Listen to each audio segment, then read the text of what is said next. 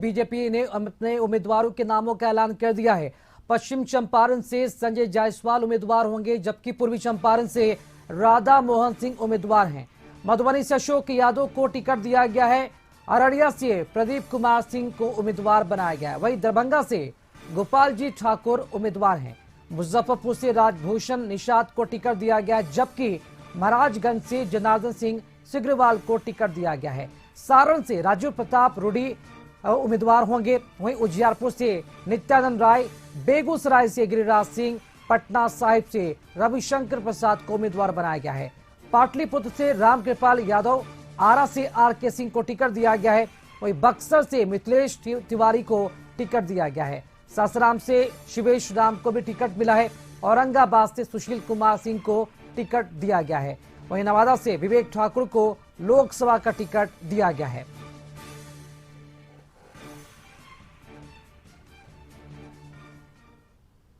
BJP ने 3 सांसदों का भी टिकट काट दिया है। केंद्रीय मंत्री अश्विनी चौबे का टिकट कटा है। अश्विनी चौबे की जगह मिथिलेश तिवारी को टिकट दिया गया है। सासाराम के सांसद छेदी पासवान का भी टिकट कटा है। छेदी पासवान की जगह सुवेश राम को टिकट दिया गया है। वहीं मुजफ्फरपुर के सांसद अजय निषाद का भी टिकट कटा है। अजय निषाद की जगह राजभूषण निषाद को टिकट मिला है। तो बड़ी खबर आपको बता रहे कि बीजेपी ने अपने 17 उम्मीदवारों के नाम का ऐलान कर दिया, जिनमें से 3 ऐसे सांसद हैं, जिनमें से एक केंद्रीय मंत्री जिनका टिकट इस बार काट दिया गया है, जिनमें छेदी पासवान हैं।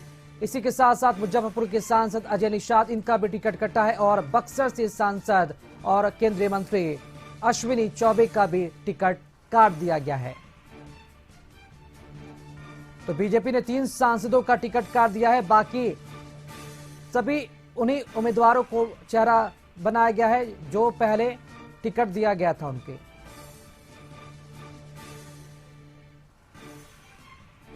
और चलिए इस पूरी खबर पर अधिक अपडेट जानकारी देने के लिए हमारे साथ संपादक अशोक मिश्र जी फोन लाइन से जुड़ चुके हैं।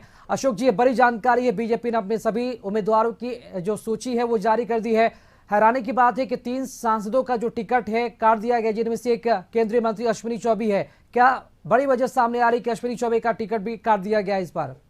बिल्कुल, देखिए, जो 17 सीटों पर बीजेपी ने अपने उम्मीदवार की घोषणा की है, उसमें कई दिग्गजों के टिकट काटे गए हैं। सबसे बड़ी बात है कि बक्सर से अश्विनी चौबे जो केंद्रीय मंत्री हैं, उनका पत्ता साफ हो गया है और उनके जगह पर मिथिलेश तिवारी को दिया गया है।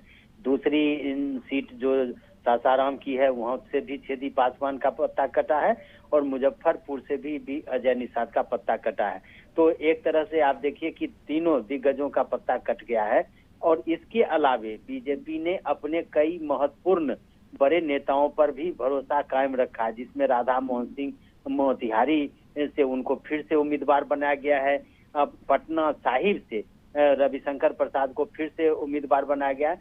तो एक तरह से कहिए कि बीजेपी ने कई दिग्गजों का पत्ता काटा है, तो कई जो पुराने दिग्गज हैं उनको फिर से अवसर मिला है। रामकृपाल यादव को पाटलिपुत्रा से मिला है। दूसरी बात है कि नवादा सीट जो बीजेपी के जिम्मे आई, लोजपा से जहां चंदन सिंह सांसद थे, तो उस जगह पे विवेक ठाकुर को उम्मीदवार बनाया गया। हालांकि विवेक ठाकुर अभी भी राज्यसभा के सदस्य हैं, लेकिन जिस तरह से उन्हें उम्मीदवारी दी गई है, इससे साफ जाहिर है कि कहीं न कहीं बीजेपी ने सोच समझ करके नवादा सीट पर अपना उम्मीदवार दिया, ताकि जो उनके मतदाता है वो एकजुट रह सके।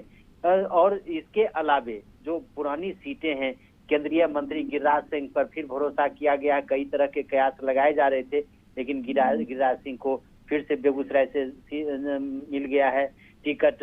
अररिया से फिर प्रदीप कुमार सिंह को मिला है और बेतिया से संजय जायसवाल हैं। वहीं शिवहर से रमा देवी का टिकट एक तरह से साफ हो गया, चूंकि यह शिवहर की सीटें चली गई थी जदयू के पास। तो बीजेपी ने अपने पुराने उम्मीदवारों पर ही ज्यादा भरोसा किया है। भले उनकी उम्र सीमा भी ज्यादा हो गई है, लेकिन इसके बावजूद भी उन्हें फिर से टिकट दिया है।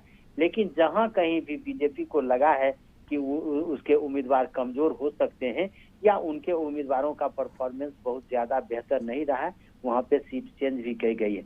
इस तरह से एनडीए का जो 2 प्रमुख घटक है, जदयू और बीजेपी, ने अपने सभी उम्मीदवारों की घोषणा कर दी है और सभी चरण के लिए उम्मीदवारों की घोषणा कर दी गई है।